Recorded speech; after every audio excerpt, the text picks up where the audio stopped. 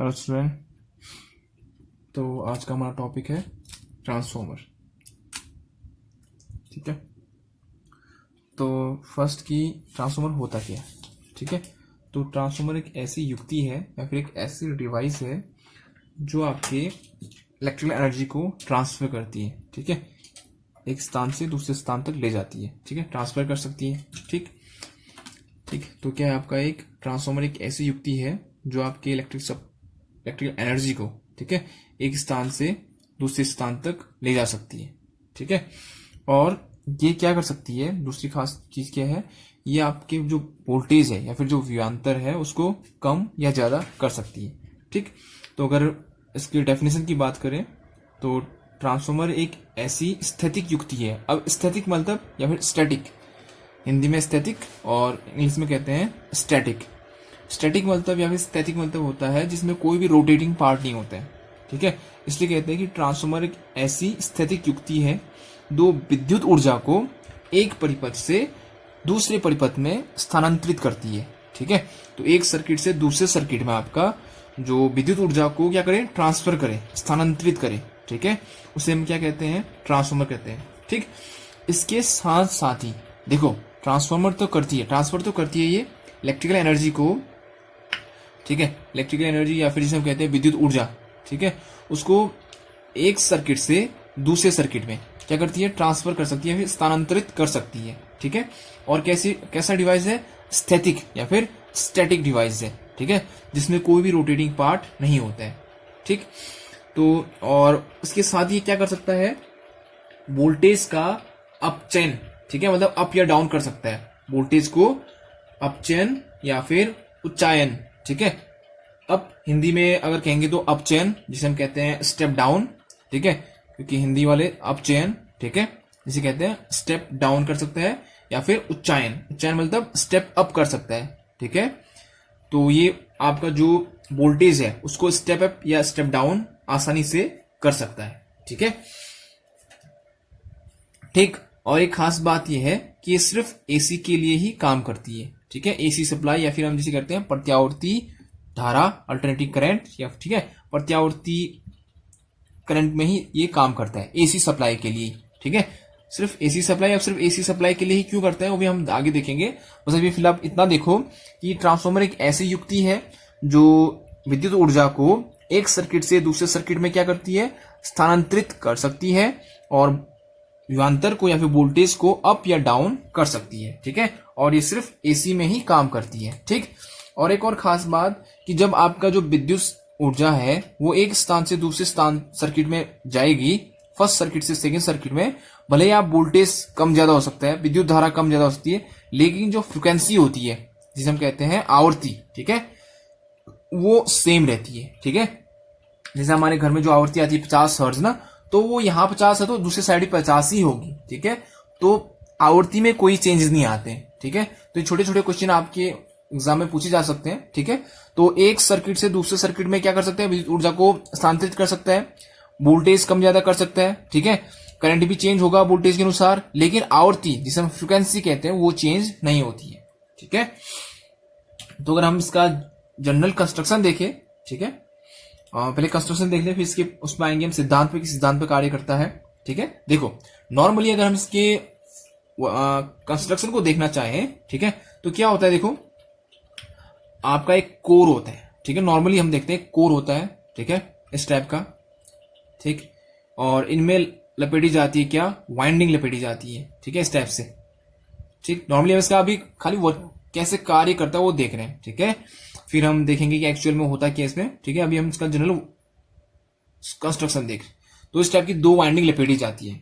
ठीक है, ठीक, तो कितने वाइंडिंग होती है इसमें, 2 वाइंडिंग होती है, एक को हम नंबर 1 देते हैं, एक को नंबर 2 देते हैं। ठीक है, अब इसमें जहां से आप सप्लाई दोगे, चाहे आप 1 से दो चाहे 2 से, आपकी मर्जी है, जहां से आप सप्लाई दोगे, ठीक है, जहां से आप सप्लाई दे रहे हो वो क्या कहलाती है, प्राइमरी वाइंडिंग। ठीक, हमेशा याद रखना, ट्रांसफॉर्मर में जहां से सप्लाई आएगी उसे कहते हैं प्राइमरी वाइंडिंग, और जहां से आप आउटपुट लोगे, ठीक है, उसे कहते हैं सेकेंडरी वाइंडिंग। ठीक है, सेकेंडरी वाइंडिंग। ठीक हो गया, तो 2 वाइंडिंग होती है। ठीक, एक कोर होता है, ठीक है, ठीक। ये इसका कंस्ट्रक्शन था हल्का हल्का, ठीक है। अब ये किस सिद्धांत पर कार्य करता है और इसकी वर्किंग, ठीक है। तो जो आपका ट्रांसफॉर्मर है ये काम करता है म्यूचुअल इंडक्टेंस पर, ठीक है। किस पर? म्यूचुअल इंडक्टेंस पर। देखो जो हमने इंडक्टेंस चैप्टर देखा था, ठीक, वहां हमने देखा था सेल्फ इंडक्टेंस और म्यूचुअल इंडक्टेंस, ठीक है। तो म्यूचुअल इंडक्टेंस होता क्या है, ठीक है।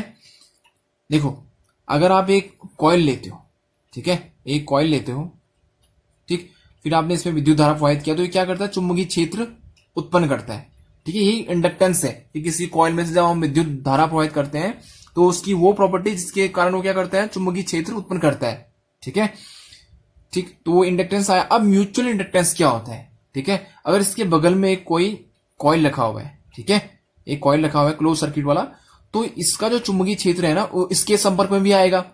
तो ये चुंबकीय क्षेत्र क्या करता है? इसमें विभवांतर बल उत्पन्न कर देता है, ठीक है, इस कॉइल में। उसके कारण इसमें करंट बहने लगता है और उस करंट के कारण यहां भी एक चुंबकीय क्षेत्र उत्पन्न हो जाता है, ठीक। कहने का मतलब इसमें जो आपने सप्लाई दिया है, ठीक, मान लो ध्यान से देखना, ये एक कॉइल था, इसमें आपने सप्लाई दिया, इसने चुंबकीय क्षेत्र उत्पन्न किया और उस चुंबकीय क्षेत्र के कारण यहां क्या हुआ? विभवांतर बल उत्पन्न हुआ, ठीक है।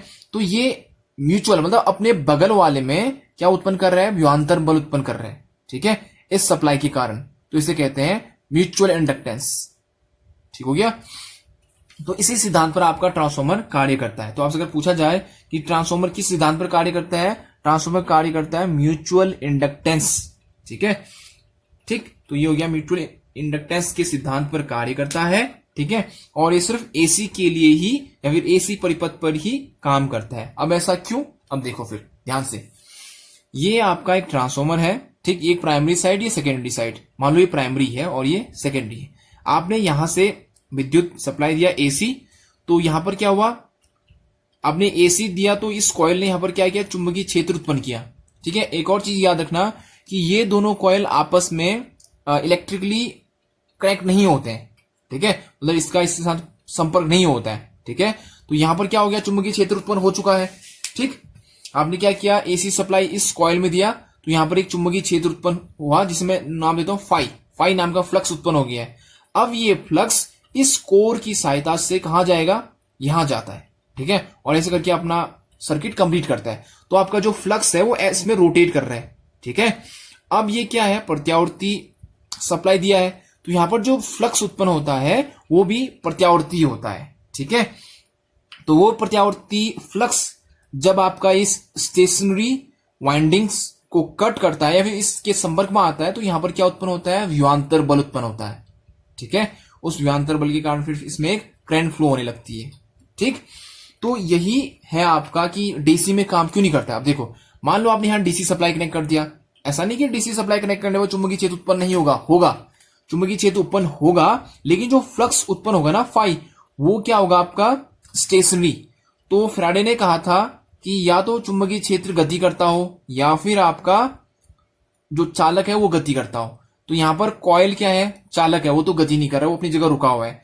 लेकिन जो यहां से फ्लक्स आ रहा है वो भी अगर डीसी है तो क्या आएगा? स्टेशनरी आएगा, स्थैतिक वाला, ठीक। तो दोनों रुके हुए हैं तो कोई विभवांतर बल उत्पन्न नहीं होगा, मतलब यहाँ का जो सप्लाई है वो यहां ट्रांसफर नहीं होगा, इसलिए डीसी में काम नहीं करता है। लेकिन अगर एसी सप्लाई दोगे तो जो चुंबकीय क्षेत्र है वो भी क्या आएगा? गति करने वाला चुंबकीय क्षेत्र उत्पन्न होगा, ठीक है। तो अब क्या गति कर रहा है? चुंबकीय क्षेत्र गति कर रहा है, लेकिन ये जो कॉइल है वो क्या है? स्टेशनरी है। तो दोनों में से एक तो गति कर रहा है ना, तो चुंबकीय फ्लक्स गति कर रहा है, तो यहां पर क्या उत्पन्न हो जाएगा? इस कॉइल में विभवांतर बल उत्पन्न हो जाएगा। तो इसी तरह से आपका जो यहाँ का सप्लाई है वो बिना किसी संपर्क के, क्योंकि ये आपस में फिजिकली कांटेक्ट में नहीं है, ठीक है, ये दोनों कॉइल, तो ये फ्लक्स क्या करेगा? यहाँ की सप्लाई को यहां ले जाएगा, ठीक है। तो ये कहलाता है आपका म्यूचुअल इंडक्टेंस, ठीक है, ठीक हो गया। तो ये आपका प्राइमरी, ये सेकेंडरी, ठीक। तो वर्किंग आपको थोड़ी सी बहुत समझ में आ गई। आगे हम देखते हैं अच्छे से इसकी वर्किंग को। फिलहाल ट्रांसफॉर्मर क्या है? ट्रांसफॉर्मर एक ऐसा डिवाइस है जो आपका विद्युत ऊर्जा को एक सर्किट से दूसरे सर्किट में ट्रांसफर करता है बिना आवृत्ति को चेंज किए, ठीक। और ये वोल्टेज को अप या डाउन कर सकता है और ये सिर्फ एसी सप्लाई में ही कार्य करता है, ठीक हो गया, ठीक। और एक इसका सिद्धांत किस सिद्धांत पर कार्य करता है? यह कार्य करता है आपका म्यूचुअल इंडक्टेंस पर, ठीक हो गया, ठीक हो गया। अब इसमें दो वाइंडिंग होती है, एक होती है प्राइमरी वाइंडिंग, एक होती है सेकेंडरी वाइंडिंग। जहां से आप सप्लाई दोगे ट्रांसफॉर्मर को उसको कहलाती है प्राइमरी वाइंडिंग, और जहां से आप आउटपुट लोगे उसे कहते हैं सेकेंडरी वाइंडिंग। ठीक है, चलो फिर अब इसकी देखते हैं वर्किंग। ठीक है, तो थोड़ा बहुत मैंने वर्किंग आपको बता दिया है, फिर भी फिगर की उससे हम देखते हैं इसकी। ठीक, तो जब आप एसी से, सिर्फ एसी से जब भी आप इसकी सेकेंडरी वाइंडिंग को, ठीक है, ये आपका कोर है। ठीक, अभी हम कोर के बारे में भी देखेंगे। ठीक है, अभी फिलहाल आप ऐसे सुनो, बस कोर क्या होता है, किस चीज का बना होता है, वो अब आगे आएगा। फिलहाल हम इसकी वर्किंग समझ रहे हैं। ठीक है,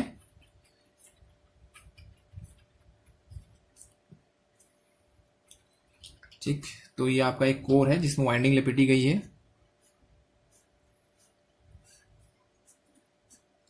ठीक है, यहां से आपने क्या किया, एक सप्लाई को जोड़ दिया, एसी सप्लाई। ठीक है, यहां से आपने क्या किया है, एसी सप्लाई जोड़ रखा है, और यहां आपका लोड लगा हुआ है, आप आउटपुट ले रहे हो। ठीक है, मैं लोड लगाना मतलब यहां से आप आउटपुट लेने वाले हो। ठीक है, तो जैसे ही आप इस कोर में क्या करोगे, एसी सप्लाई को, ठीक, एसी सप्लाई को जैसे ही कनेक्ट करोगे तो यहां पर क्या उत्पन्न होगा, फ्लक्स उत्पन्न होगा। ठीक है, ठीक, चुंबकीय क्षेत्र उत्पन्न होगा, जिसे मैं फाई से डिनोट करता हूं। ठीक है, ठीक है, और इसका पाथ जो है इस कोर के अंदर होता है, तो इसका पाथ जो मैं आपको दिखा रहा हूं ये, तो ये पाथ है इसका। ठीक है, कोर को बनाते इसलिए है ताकि वो चुंबकीय क्षेत्र के लिए पाथ या फिर रास्ता उपलब्ध कराए, प्रोवाइड कराए। ठीक है, फ्लक्स के लिए रास्ता क्या करा सके, प्रोवाइड करा सके। ठीक हो गया, तो जब ये फ्लक्स, अब ये कैसा फ्लक्स है, प्रत्यावर्ती फ्लक्स है, तो जब ये फ्लक्स आपके इस कुंडली या फिर ये जो कॉइल है इसके संपर्क में आता है तो यहां क्या उत्पन्न होता है, आपका विभवांतर बल। ठीक है, उस विभवांतर बल के कारण आपके इस सर्किट में क्या फ्लो होने लगता है, एक करंट फ्लो होने लगेगा। ठीक हो गया, वैसे जब आप यहां सप्लाई दोगे तो इसमें भी एक करंट फ्लो होगा, I1, इसे कहते हैं प्राइमरी करंट, इसे कहते हैं सेकेंडरी करंट। ठीक है, और यहां जो प्राइमरी साइड है जहां से मैं सप्लाई जोड़ रहा हूं, यहां पर कॉइलों की संख्या, नंबर ऑफ टर्न है ना, ये N1 मान लेता हूं, यहां नंबर ऑफ टर्न कितने मान लेता हूं, N2 मान लेता हूं। ठीक है, मतलब ये जो लपेट है ना, फेरे हैं, उनकी संख्या है। ठीक है, ठीक हो गया फिर। ठीक है, और वही कि फैराडे के विद्युत चुंबकीय प्रेरण सिद्धांत के अनुसार, ठीक है, ठीक, कि जब ये फ्लक्स, प्रत्यावर्ती फ्लक्स इस चालक के संपर्क में आएगा तो यहां पर क्या उत्पन्न होता है, विभवांतर बल उत्पन्न होता है। ठीक है, उस विभवांतर बल के कारण इसमें एक धारा बहने लगती है, I2। ठीक है, तो ये याद रखना आपने कि जो आपका ट्रांसफॉर्मर है उसका सिद्धांत क्या है, आपका म्यूचुअल इंडक्टेंस। ठीक है, तो ये आपका हल्का सा इसका वर्किंग था। ठीक है, ठीक, समझ में आया ना कि कैसे आपका सप्लाई यहां से यहां गया। ठीक है, उतना टफ नहीं है, बस म्यूचुअल इंडक्टेंस है आपका, और जब फ्लक्स यहां काटता है चालक को, ये जो 5 फ्लक्स है वो यहां पर इन चालकों को काटेगा तो यहां पर विभवांतर बल उत्पन्न होता है, किसके अनुसार, फैराडे के विद्युत चुंबकीय प्रेरण सिद्धांत के अनुसार। ये हम पहले देख चुके हैं। ठीक है, तो हम बार बार एक ही चीज को रिपीट नहीं करेंगे। ठीक है, अब थोड़े से इसके फायदे देख लेते हैं, फिर एडवांटेज या फिर। ठीक है, अब ट्रांसफॉर्मर में कोई भी ऐसा पुर्जा नहीं होता है, ऐसा पार्ट नहीं होता है जो रोटेट करता हो, तो यहां पर जो मैकेनिकल लॉस होता है ना वो बहुत कम होता है, ना के बराबर। ठीक है, तो इसकी मेंटेनेंस की उतनी जरूरत नहीं होती है जितना आपका मोटर या जनरेटर में होती है। ठीक है, तो मोटर जनरेटर से अच्छा कहेंगे इसको। ठीक है, अब ऐसा नहीं कि देखो जहां मोटर जनरेटर काम कर सकते हैं वहां पर ये काम नहीं कर सकता, बस लॉस की कंपेयर में कह रहे हैं हम। ठीक है, लॉस के कंपेयर में, क्योंकि वहां पर घूमने वाला हिस्सा होता है तो वहां पर फ्रिक्शन हानि जिसे हम कहते हैं मैकेनिकल लॉस, वो थोड़ा ज्यादा होता है। ठीक है, अब यहां पर कोई घूमने वाला हिस्सा है नहीं तो यहां पर इसको देखभाल या फिर मेंटेनेंस की जरूरत कम पड़ती है। ठीक हो गया, ठीक, तो इसकी एफिशिएंसी जो हम कहेंगे, दक्षता, तो लगभग 90% से, ये भी याद रखना। ठीक है, पूछा जाता है कभी कभी पेपर में, 98% तक होती है। ठीक है, मतलब आप जितना इनपुट दोगे लगभग उतना आपको आउटपुट मिलेगा। ठीक है, ऐसा कोई मशीन नहीं होता कि 100% इसकी एफिशिएंसी हो। ठीक है, हम लेकिन कोशिश करते हैं कि ऐसा मशीन बने कि जिसकी एफिशिएंसी अच्छी हो, दक्षता बहुत अच्छी हो। तो इसकी एफिशिएंसी बहुत अच्छी होती है, 90 से 98% के बीच में लगभग। ठीक है, ठीक है, और ये हाई वोल्टेज में अच्छे से काम कर सकता है। तो अब अभी हम आगे देखेंगे इसमें कि कैसे हाई वोल्टेज को लो वोल्टेज में कन्वर्ट करता है। ठीक है, तो अब ये थोड़ा सा आपका ट्रांसफॉर्मर में के बारे में हमने देखा। अब इनका वर्गीकरण, क्लासिफिकेशन, ठीक है, types of transformer difference base पे। ठीक है, तो देखते रहो, फिर आप सुनते रहो कहानी की तरह। ठीक है, हाँ, अब देखो फिर दूसरा क्या आया। क्लासिफिकेशन ऑफ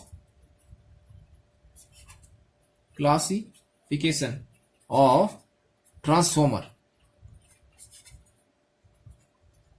ठीक है, फर्स्ट आया ऑन द बेसिस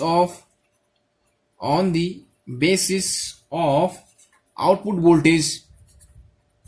ठीक है, मतलब आपको आउटपुट में कितना वोल्टेज मिल रहा है उसके बेस पे कह रहे हैं। ठीक है, तो फर्स्ट होता है, या फिर ए मान लो इसको, फर्स्ट क्या कहलाएगा आपका, स्टेप अप ट्रांसफॉर्मर।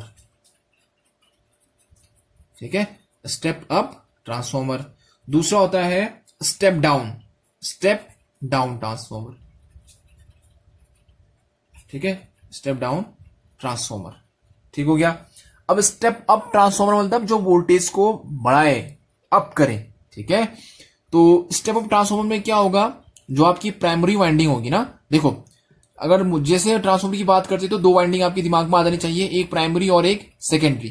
ठीक है, तो अगर मैं स्टेप अप की बात करता हूं, स्टेप अप ट्रांसफॉर्मर में क्या होगा, सेकेंडरी वाइंडिंग की संख्या ज्यादा होगी। मतलब आपको जो सेकेंडरी साइड होगी ना, वहां लपेट जो N2 है वो ग्रेटर होगा, किससे, आपके N1 से। समझ रहे हो, जो आपकी ये है ना वाइंडिंग, देखो ये जो लपेट है इनकी संख्या कहां ज्यादा होगी, N2 में ज्यादा होगी। कब, जब स्टेप अप ट्रांसफॉर्मर होगा तो N2 क्या होगा, ग्रेटर होगा N1 से। ठीक है, स्टेप डाउन की बात आएगी तो यहां पर आपका N1 ग्रेटर होगा N2 से। ठीक है, स्टेप अप ट्रांसफॉर्मर क्या करता है, वोल्टेज को बढ़ाने का काम करता है। आप उसको कम वोल्टेज दोगे तो आपको बढ़ा के देगा।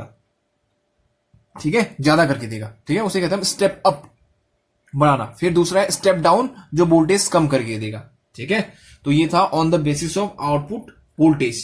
ठीक है, अब है ऑन द बेसिस ऑफ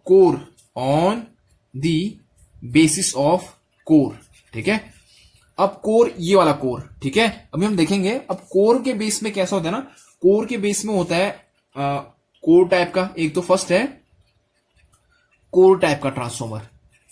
ठीक, किस टाइप का, कोर टाइप का। दूसरा होता है सेल टाइप का, सेल टाइप। और अब ये नाम अलग अलग कंस्ट्रक्शन में बेस होता है। ठीक है, अभी कभी आपने घर में कोई ट्रांसफॉर्मर खोल के देखा होगा ना, तो ट्रांसफॉर्मर जब खोलते हैं तो उसके अंदर से पत्तियां निकलती हैं। ठीक है, ई आकार की, ठीक, आई आकार की, ठीक है, एल आकार की।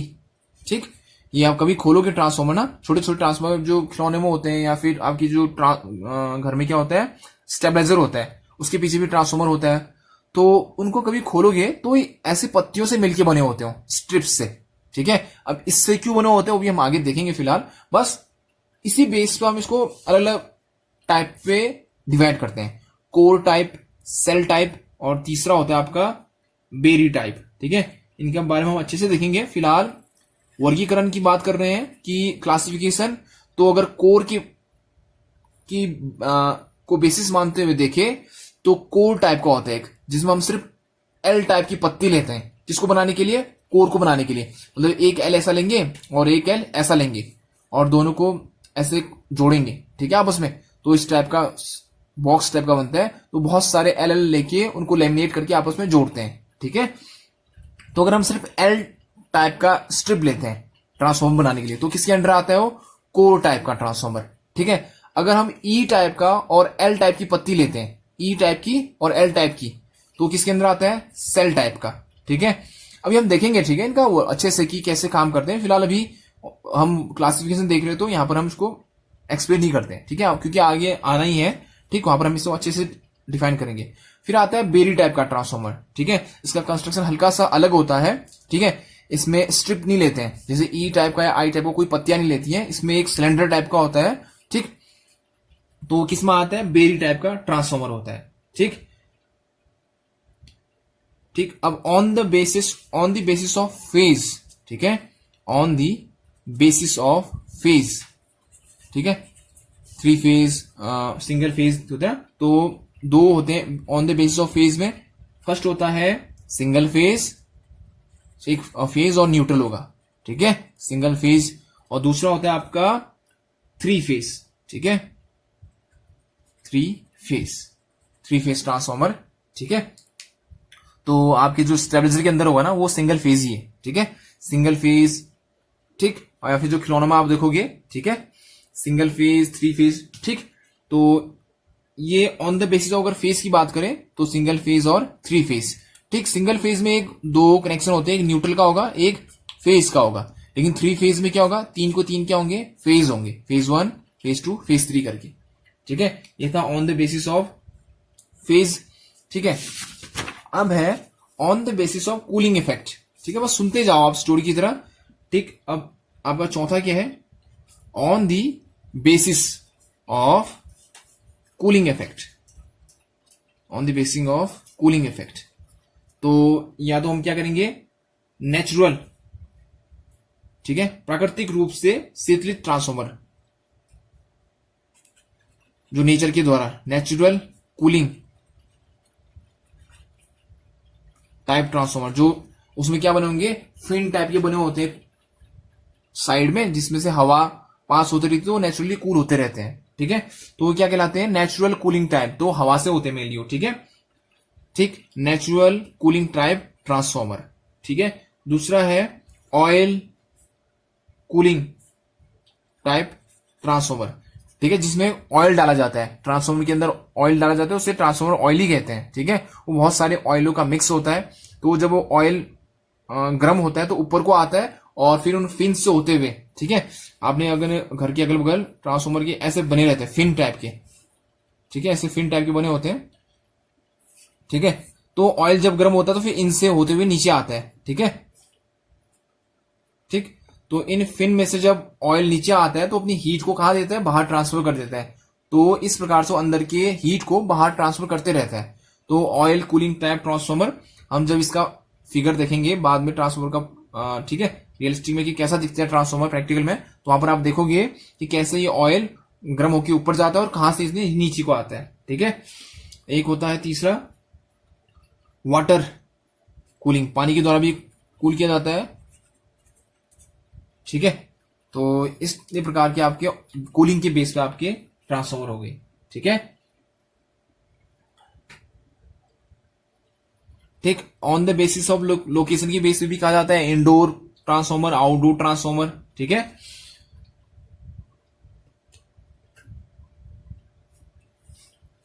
ठीक। तो ये आपके ट्रांसफॉर्मर थे, ठीक है। एक होता है कैपेसिटी के बेस पर, ठीक है, कि उसकी क्षमता क्या है, ठीक है, क्षमता के आधार पर, ठीक है। तो क्षमता के आधार पर भी ट्रांसफॉर्मर को बांटा जाता है, तो ये भी देख लो एक बार, ठीक है। On the basis of output capacity, तो पहला आता है ऑटो ट्रांसफॉर्मर, इसके बारे में हम अच्छे से देखेंगे, ठीक, ऑटो ट्रांसफॉर्मर। और दूसरा है आपका इंस्ट्रूमेंट ट्रांसफॉर्मर, ठीक है। ये 2 प्रकार के होते हैं, सीटी और पीटी, ठीक है। जहां पर हाई करंट नापने की बात आती है तो हम किसका यूज करते हैं, करंट ट्रांसफॉर्मर का, ठीक है। ये इंस्ट्रूमेंट ट्रांसफॉर्मर के अंदर आता है सीटी और पीटी। सीटी मतलब करंट ट्रांसफॉर्मर और पीटी मतलब पोटेंशियल ट्रांसफॉर्मर।